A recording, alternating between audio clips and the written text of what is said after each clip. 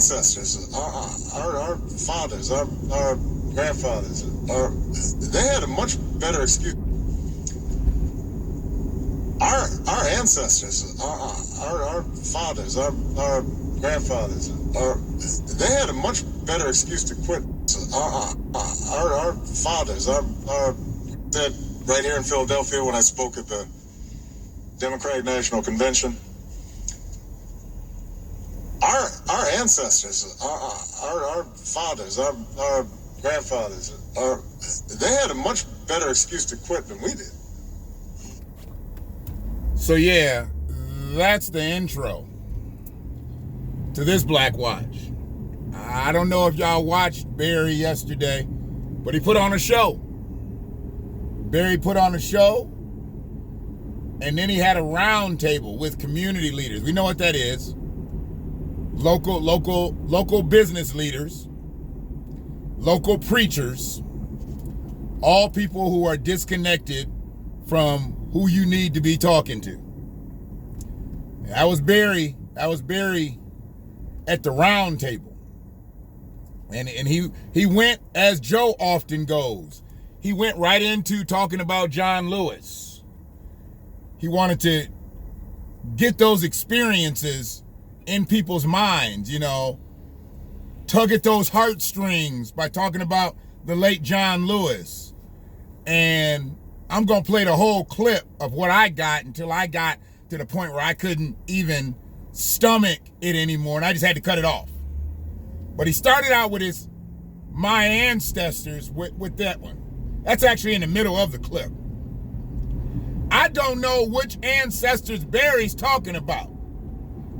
His Caucasian mother or his Kenyan father. He said our ancestors, our fathers, our grandfathers. Because he's talking to black men. Because all this shit now is directed towards black men. Black men ain't stepped up for the Democratic Party during this time period. So they wondering where the hell y'all at. So now we're going to bring out super black man. We're going to bring out the first African-American president. We're going to bring out Barry O. And we're going to send him to Philly, because that's densely populated with black men. And we're going to have him talk to y'all like kids, like he always does. I don't know what it is when he gets around talking to a whole bunch of black men. He always talks down to black men. Now, when he's talking to groups of people of color, he's uplifting Barry. When he talks to black men, he's Daddy Barry. He talks down. So let me let you hear the whole clip, and then we'll get back into it.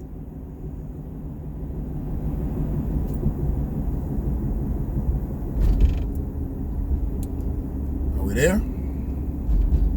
For some time, I was talking to a buddy of mine who's a personal trainer. He says, yeah, I meet folks. They start off, they're supposed to be on a workout program.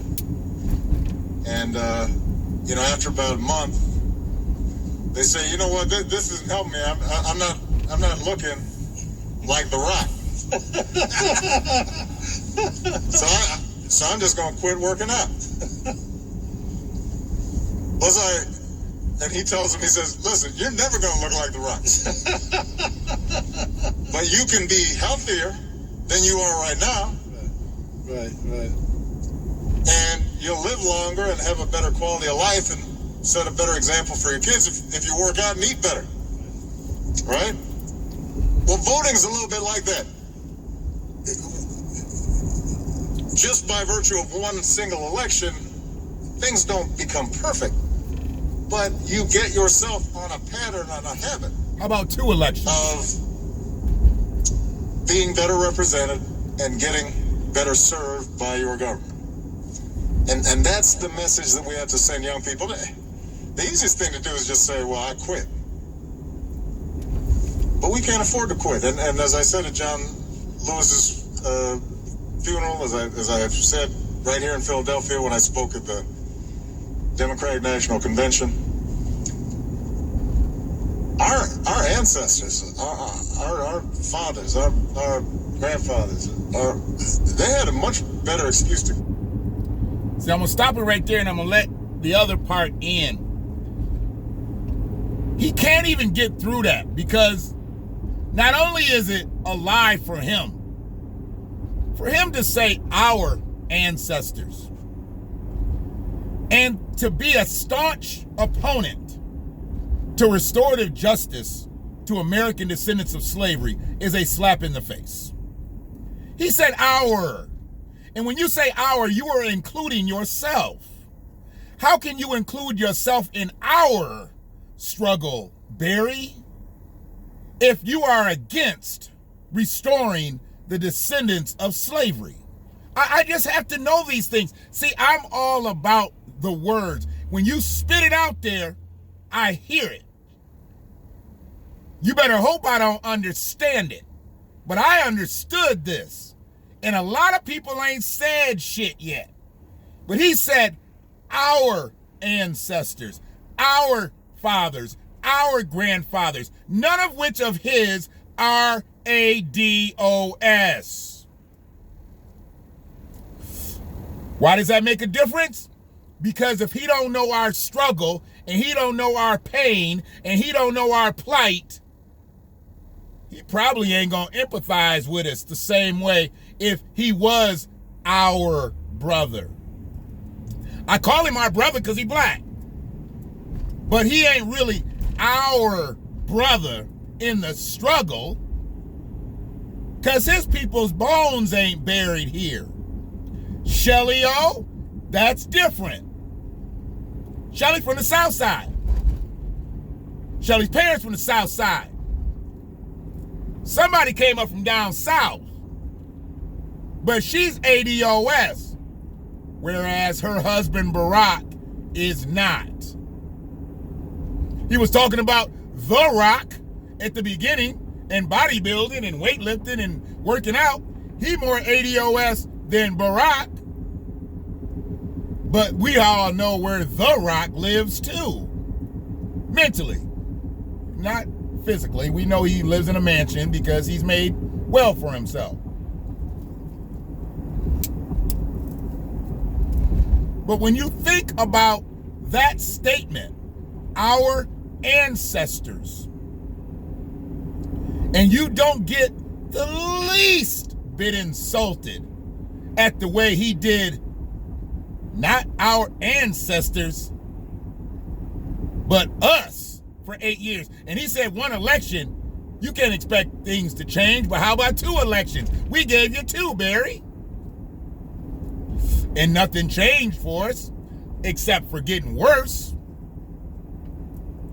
So I'm going to let it go ahead and finish, and then I'll do the same. To quit than we did. I mean, how you think about what they were going up against when they started trying to register folks to vote, and they're looking around and they're saying, it's not possible, anything's going to change. Jim Crow's been in place for 100 years. And yet somehow they still had the wherewithal to make a change. And look, you know, sometimes I hear folks talking about how things haven't changed.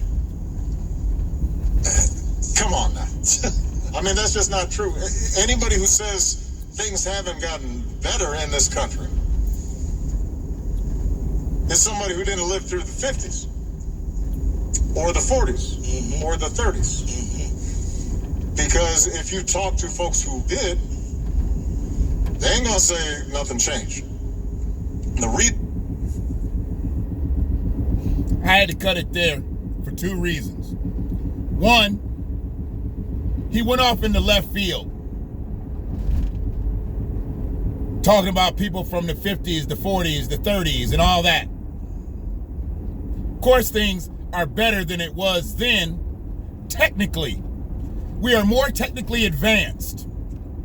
But if we want to look at how black men, women, children are killed in this country, are brutalized in this country, are marginalized in this country, are impoverished in this country, Show me the statistics that shows things are better than the 50s and the 40s and the 30s, Barry. Because I can show you different. I can show you different. And the last reason I had to cut it off, because right at the end, he started getting into that Negro chant. He got a Negro side to him that he likes to come out. And I'm going to let you hear it. Let me go back 15 seconds. You listen, and he says ain't. And everybody can say ain't. I know people of color that say ain't. Okay? And I know black people that say ain't. I know Caucasian people that say ain't. But the way Barry says ain't, he says it with a fraternal spirit. He says it as if he's one of us. Listen. Who didn't live through the 50s or the 40s or the 30s. Because if you talk to folks who did, they ain't gonna say nothing changed. I had something come through right when that came in. Hold on a second. Dang it.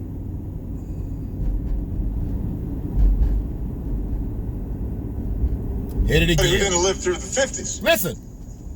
Or the 40s or the 30s. Because if you talk to folks who did, they ain't gonna say nothing changed. See, he said vain. He didn't say they ain't gonna say nothing changed, because that's the way Barry talks. He has a cadence. He talks very, very specifically. He says they ain't. But since he was in Philly, he couldn't say they ain't gonna say things didn't change. He couldn't talk in that cadence. He had to talk as if he was one of the brothers in Philly. He said they ain't. He took the they and the ain't and he put them together and said they ain't. See, that's the way I talk when I'm talking to one of my brothers. But if I'm talking to somebody and I need them to really specifically hear the way I'm speaking, I'll say they ain't. But if I'm just talking to one of my brothers, one of my day ones, I'll say they ain't all day long. They ain't gonna do shit. They ain't said shit. They ain't what we talking about. That's the way Barack came off in Philly. And when he came off in Philly like that, that let me know they ain't got the black vote. He ain't in Philadelphia to talk to white folks. He's in Philadelphia to talk to black folks. Because the man who's running for president, he can't reach him. The woman who's running for VP, she can't reach him. Simone Sanders, she ain't reached him. Jean-Pierre, she ain't reached him. They don't have anybody in the camp that can reach the black voter. So now they done pulled out their ace. Their ace of spades. And Barack went to Philly yesterday and showed his whole light-skinned ass. He said, they ain't. Boy, y'all better stop fucking with me. I already told you.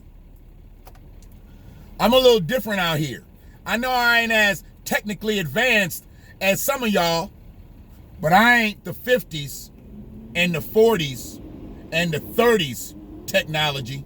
I am up on this shit enough. And if you don't understand that you're being played as a black man, as a black woman, to vote with no agenda, you'll never understand. I know it.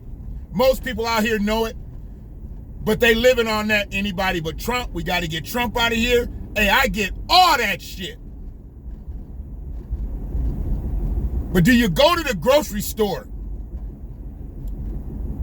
and pay your money at the cashier and walk out with an empty cart?